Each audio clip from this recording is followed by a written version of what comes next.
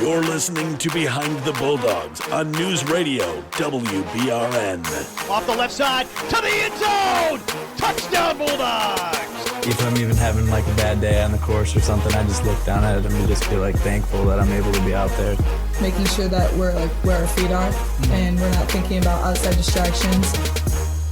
Welcome in, everybody, to another exciting edition of Behind the Bulldogs, our summer season recap series. Brandon Worth, Tatum Outlaw, Brody Kaiser, giving you the good stuff here in Ferris State Athletics. Tatum, what's going on? I'm just excited for another day of filming. It's always good.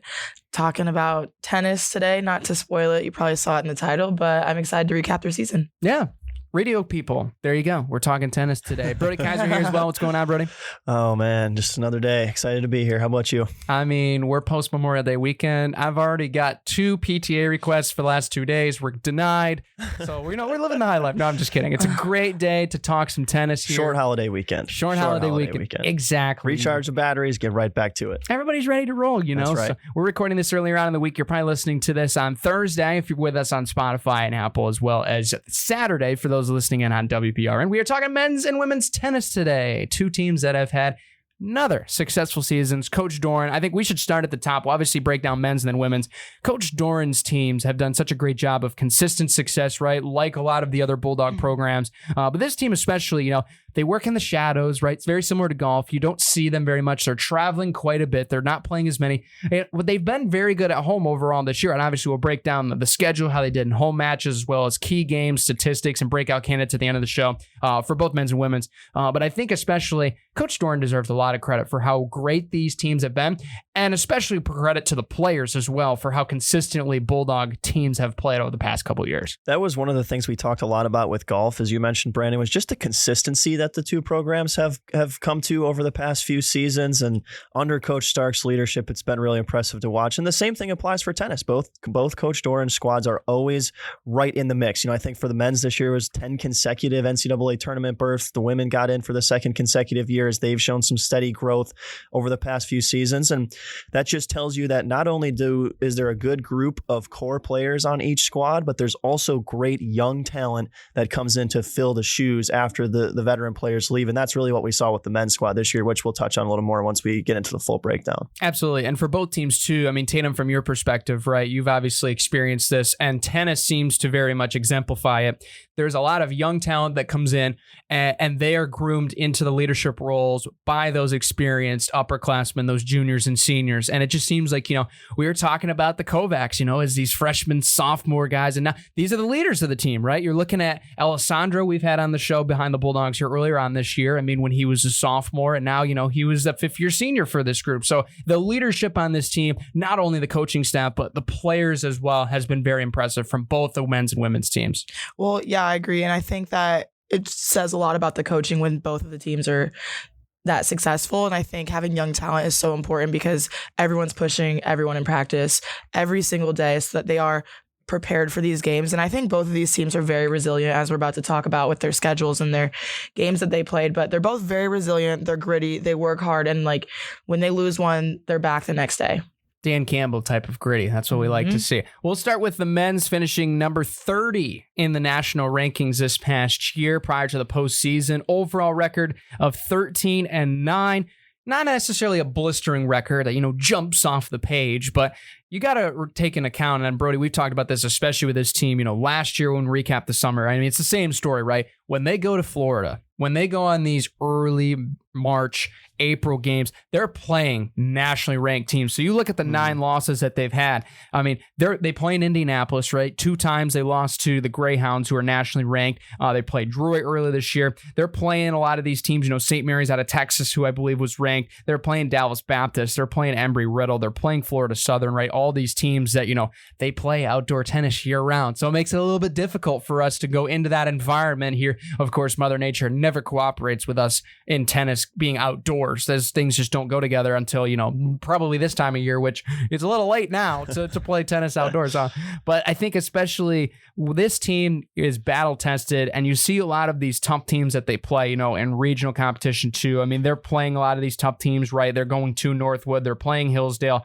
They really have the schedule that prepares them for the tournament. And that's how I believe that they're so successful in the GLIAC tournament and eventually the regional tournament as well. Well, it's certainly part of the reason. And talk about opening your season against UND and Drury. Sheesh. That is a gauntlet in and of itself. Then you throw the exhibition game against Western Michigan Division I opponent, and True. just to kind of see where you're at. I think that's something Coach Doran really likes to do. Specifically this year was probably good for the Bulldogs to do that because of losing their top four singles players from last year coming in. So what do we have against the Broncos? Okay, let's see. We took a point. All right, 6-1 exhibition loss. Boom, you're right into regular season play against UND and Drury, two very, very good teams. You're competitive with them.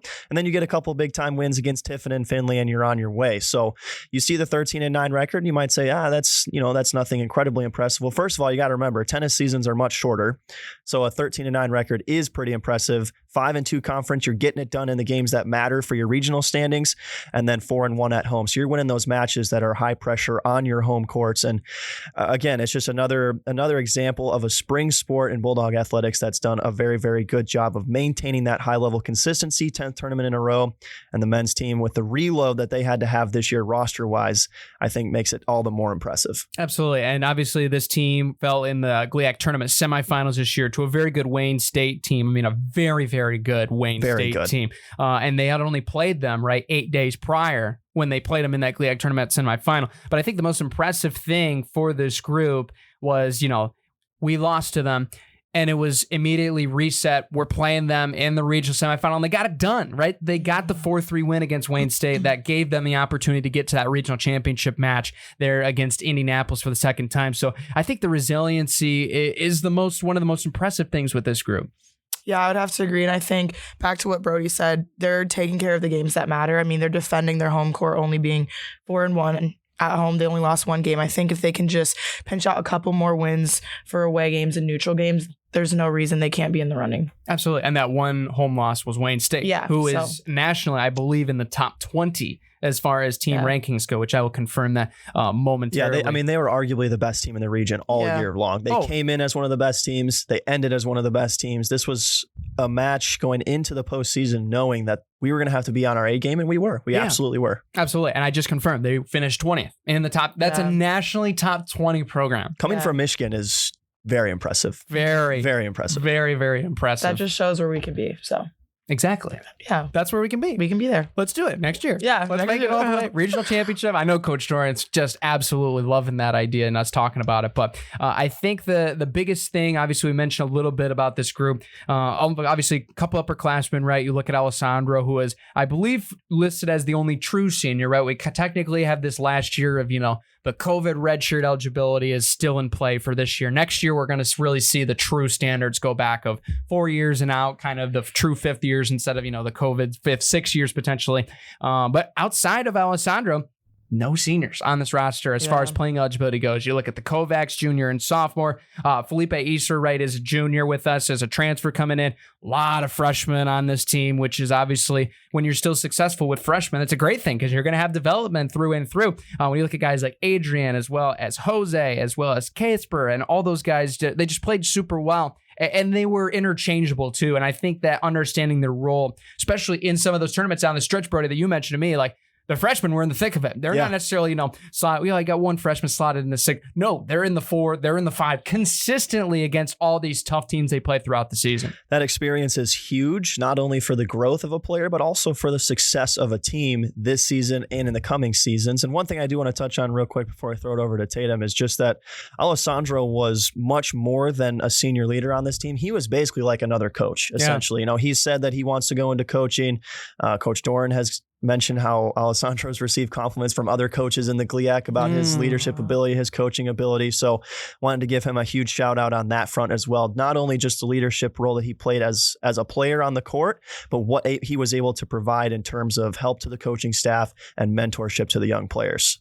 Yeah, I heard the rumor is him and Yannick rock, paper, scissors for the assistant job. No, I'm just kidding. But no, they fight. They battle to the death. Yannick is a little better at rock, paper, scissors. I think so. Yeah. But no, absolutely. I'm glad that you mentioned that because you need those player leaders on these type 100%. Of teams, and there's no doubt about it. And obviously, we'll talk about the women's here in just a moment. But you look at where all of these players, this is, I think, one of the years where we were really kind of, this is, a lot of different faces and different styles of play. You look at Felipe, we haven't had a guy, Southern American style where it's a little bit different than the fast-paced Northern American style, but he came right in and he learned and he did very, very well. And obviously you can make the same thing about Jose in his freshman season. I mean, you look at these world tennis numbers, right? And you got these freshmen under 20. I mean, that's an impressive thing. First year of college and especially playing on fast courts all the time.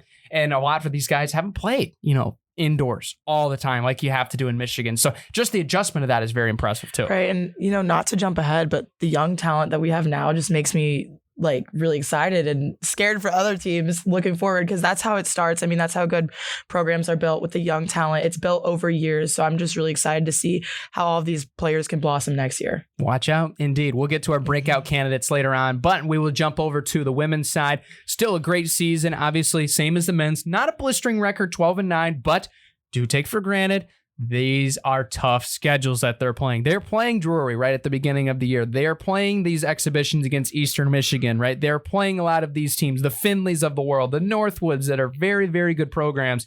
And you still look at Wayne State, you still look at Grand Valley in the conference, who are still two of the top teams in this conference. And so obviously you have a tough draw against Tiffin. I mean, obviously the seeding, I might not think, oh man, this is a tough draw. That was an insanely tough draw. So very tough. They fought as much as they could.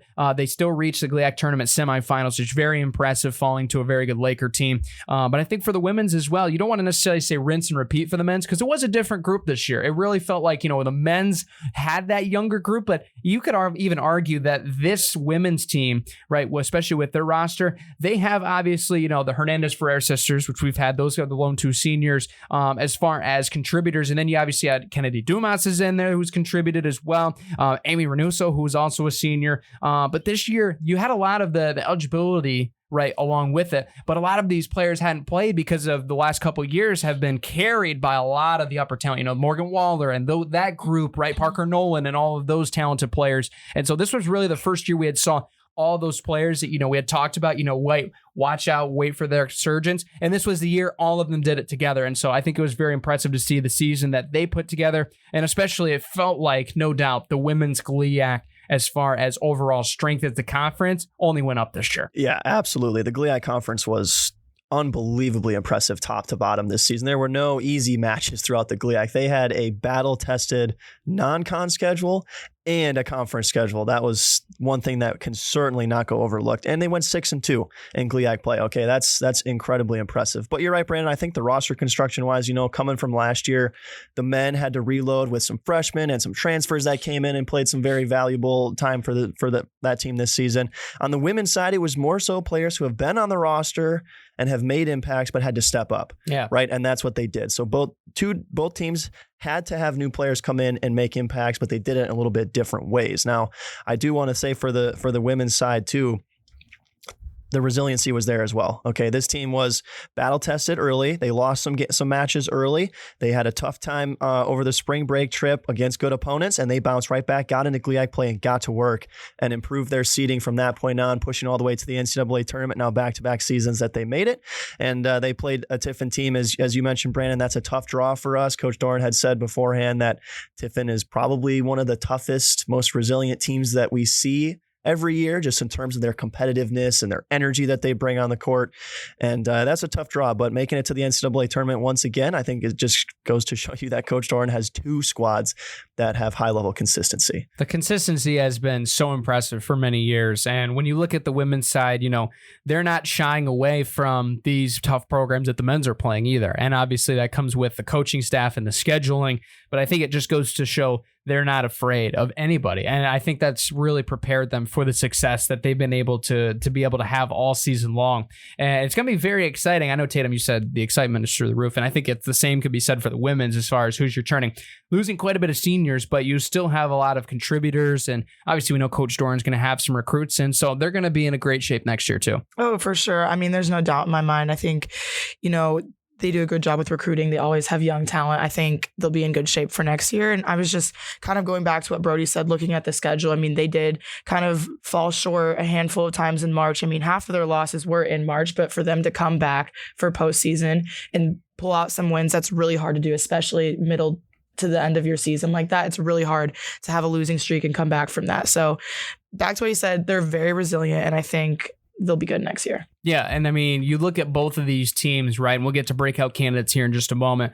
They have had GLIAC tournament success, right? We've had players of the year going through this program year after year.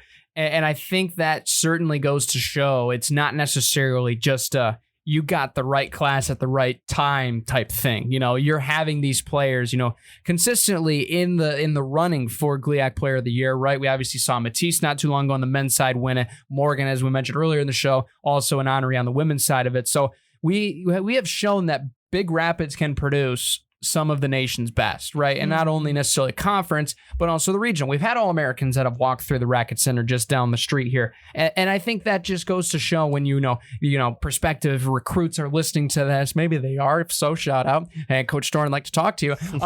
There's always somebody that has been here, that has seen it, that has done it. And that is sometimes a hard thing to find because you can have that class come through and then obviously you see, oh man, 14 win season comes to an end. Next year, they're going back. They fell off the plateau. They got to start over. That has never been the case with this team. And that is the most impressive thing with this group. Yeah, this is a team that has a culture of winning, first of all, but also a culture of individual success. Like you were mentioning, Brandon, tons of individual accolades from both sides, the men's and the women. So it doesn't really matter as a recruit whether you're looking for the team success or individual success. Obviously, you know, you want the team to win, but you can be individually successful as well. We saw Asungay last year go Division I after the end of the season. Yeah. This is a program under Coach Doran that has every type of success that you can think of. And that's extremely impressive considering the location of this school in Big Rapids, Michigan, first of all, is not really a place you'd consider to be tennis premium weather, at least in terms of that side of it. But facilities-wise, coaching-wise, culture-wise, this is an excellent place to play tennis. Absolutely. Alessandro and Kevin Kovacs as well were first team all GLIAC honorees this year, as well as the dynamic Kovac brother duo, first team in doubles, second team also, I believe for team, we were almost treated to another one. But, you know, as you mentioned, sportsmanship award as well as we kind of get into the awards. Alessandro was very much deserving within the conference. Before I'll go over to the women's, Tatum especially, I mean, that culture thing with these teams, right? And especially, you know, the tennis sport, it's a team game, but it's individual success driven, right? Everybody's got to contribute their part. You look at the scoring, right? You have the team scoring of doubles where you have three pairings competing for 1 point, but then that amount of point weighted is the same as your individual match. So it's a different game, you know, because we look at the team success that Ferris has had, you know, and you're playing like these Grand Valley teams, these Wayne teams that, you know, no disrespect to them, but individually, man, singles, they can be unstoppable, right? And we don't have that same, we play very well as a team. And it's unfortunate that the weighting of the system works, but it really goes to show that with the individual success of how these teams have played, you know, referencing the year after year teams, there has always been, you know, those leaders that have been able to understand their role within the aspect of scoring where it's been interchangeable. And especially when you have the most impressive thing to me, and we've harped on this quite a bit on the podcast, is where all walks of life are coming together in the tennis world of college. Because, you know, you look at other sports, you know, like football and basketball, you know, you're not talking about players from Spain, Brazil. You're not talking about a lot of these type of different countries where there is a language barrier. I mean, Brody, you've worked with hockey who's had that kind of problem too, as far as just the annual learning curve for a lot of these players. But they don't have any setbacks from that. They get right to it. And the bonding and culture of that is a big reason why. Well, and it's very different for their team too. I mean, the bonding and the culture and working as a team and flowing together is a totally different dynamic for them than it is for all the other sports teams. And just thinking back to Alessandro, when we had him on, you could tell he was so passionate about not only the game, but being a leader, leading them, getting them on the right track. Like you could totally hear it. He was very passionate about it. So it's just cool to see that play out.